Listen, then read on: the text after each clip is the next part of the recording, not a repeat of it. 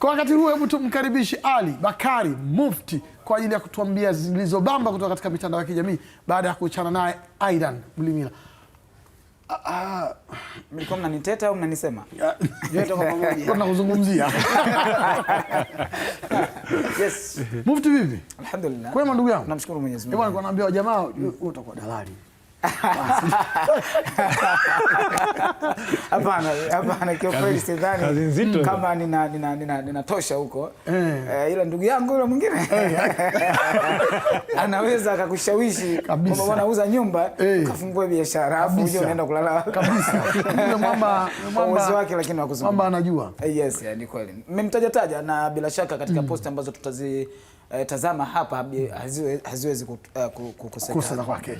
Ni kweli. Karibu sana Mufti. Asante sana, nashukuru kuungana nawe Moses Mohamed, lakini pia coach Michael ama Michaeli. Mimi na Michael. Naam. Mimi na Michael. Michaeli nikiwa Mbinga. Okay. Sawa, lakini pia kinga mkono. Tuende moja kwa moja katika zile ambazo zimebamba katika mitandao ya kijamii. Mengi yametokea weekend hii na leo ni Jumatatu, bila shaka tunaweza tukayaangazia yale ambayo yamechukua nafasi katika mitandao ya kijamii kupitia kipindi hiki cha Viwanjani. Mbali na hayo pia Moses Mohamed Quindi tunaweza tukawakumbusha pia watazamaji wa Viwanjani ya kwamba baada ya kipindi hiki cha Viwanjani kuna draw ya CRDB Bank Federation Cup. Okay. Yeah. Kwa hiyo watu wasiondoke. Baada ya Viwanjani watu wanatakiwa wajue timu zao zinakwenda wapi. Sawa, kama shughuli kule inaisha hujamaliza mpira. Unahamia upande wa pili. Yaani umemaliza ligi ya mabingwa ama kombe la shirikisho. Lakini hujamaliza mpira. Mpira bado kalenda na kutaka kucheza tena. Utacheza na nani? Subiri. Sawa, huu ni ukurasa rasmi kabisa wa Mohamed Hussein. Tumezoea kumuita Zimbwe Junior. Shabalala. Ama unaweza kumuita Shabalala, vyovyote vile ambavyo unataka. Lakini nini ameandika, na picha hizi bila shaka ni picha ambazo zilipatikana katika mchezo ule dhidi ya FAR Rabat, ndio kuna viashiria vya mvua hapa na ile mechi ilihusisha pia mvua, si ndio? Ameandika nini Mohamed Hussein? Anasema vipo vingi vya kumuomba Mungu kabla ya kuomba utajiri. Sawa. Wananchi, hii ni wiki yetu ya kumuomba Mungu kufuzu hatua inayofuata. Baada ya hapo tuombe utajiri wanangu. Tukutane Zanzibar. Kabisa lazima waombe Mungu. Yes. Kwanza tuombe Mungu kuomba kufuzu hatua inayofuata. Mungu wao kwamba Esfa apoteze mechi yao. Ndio hilo dua wanaotaka. Yaani dua kwa sababu Mungu hata Esfa nao wanakuwa wanamuomba Yanga afungwe huko.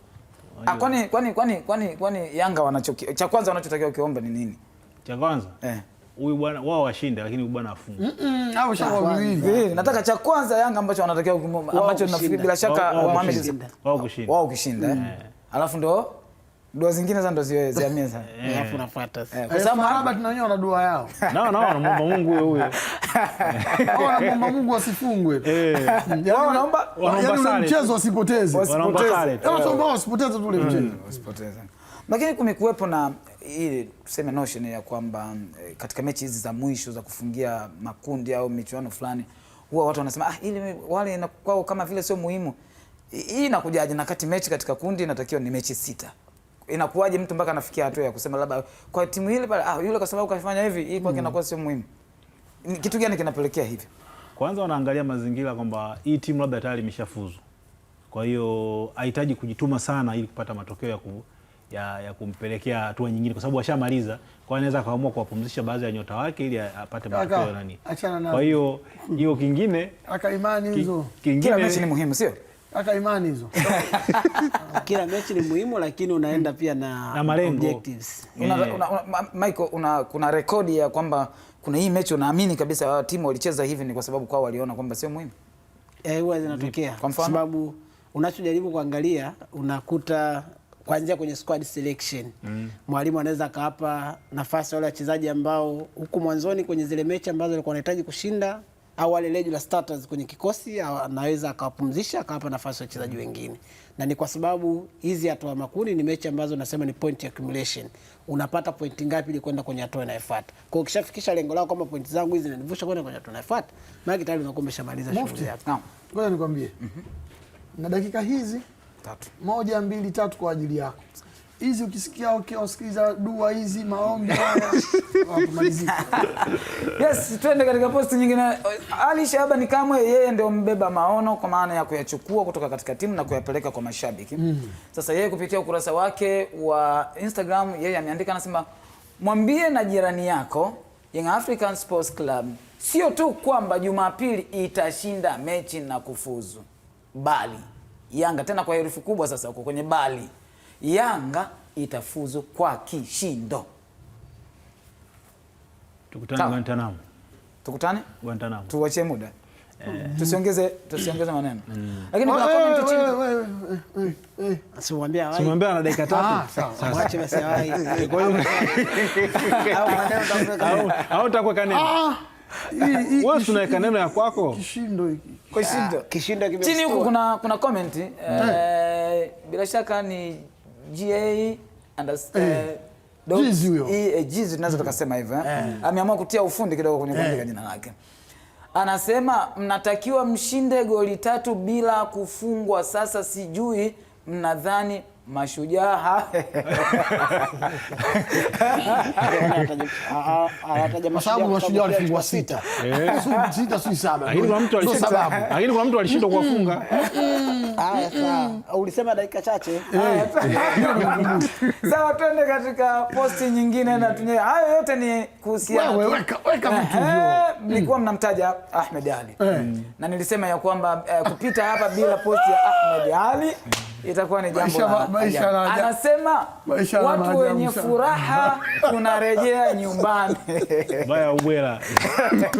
Kama Simba Sports ndio watu wenye furaha. Maisha yana maajabu sana jamaa. Aliyefungwa mechi nyingi. Ubaya ubwela. Aliyefungwa. Mwisho kuna comment anasema furaha ya kuishia makundi, alafu kaika yaani mtu mwenye pointi 2 ndio ana furaha kuliko mwenye pointi 5. Lakini ndio siku zote na watu ya pointi 9 na wao hajasema kama ina furaha, lakini wenye pointi watu wenye furaha ndio wanaorejea. Na mwisho kabisa tumalizie. Yaani nakwambia kupanga ni kuchagua. Tunamalizia ya mwisho, lakini nakwambia kupanga ni kuchagua. Yaani furaha unayochagulia mwenyewe. Wewe usijua kwamba kimempa furaha kitu gani. Maana Angola inawezekana kuna burudani nyingi. Sawa, lakini pia wametoka sare moja bila shaka pia na furaha. Ukianza kuona unaanza kufurahia mpaka sare. Sawa. Yes, hii ni ukurasa rasmi wa Azam FC. Na hii bila shaka ilipatikana pale New Amani Complex Zanzibar kwenye mchezo ule dhidi ya AS Maniema Union. Wenyewe waliokwenda kule Kongo wanatamkaga hivyo, sio? Caption inasema mmiliki wa timu na mkurugenzi mkuu wa makampuni ya Bakhresa, Abubakar Bakhresa, alikuwepo uwanjani kuwapa sapoti vijana wake, akiwapa heko wachezaji baada ya ushindi wa bao 1-0 dhidi ya AS Maniema Union. Yes, bila shaka picha inajieleza na haina haja ya kutia maneno mengi sana. Na ndio kitu kikubwa. Nyuso za furaha na zenye matumaini ya kwamba kile kilichofanyika uwanjani, matumaini yamejaa tele bila shaka. Sio? Kwangu mimi kuna zaidi ya hicho. Kwangu mimi kuna zaidi ya hicho. Unajua Azam ni timu ambayo inaendelea kutengeneza project kubwa sana na project ya muda mrefu sana. Naam.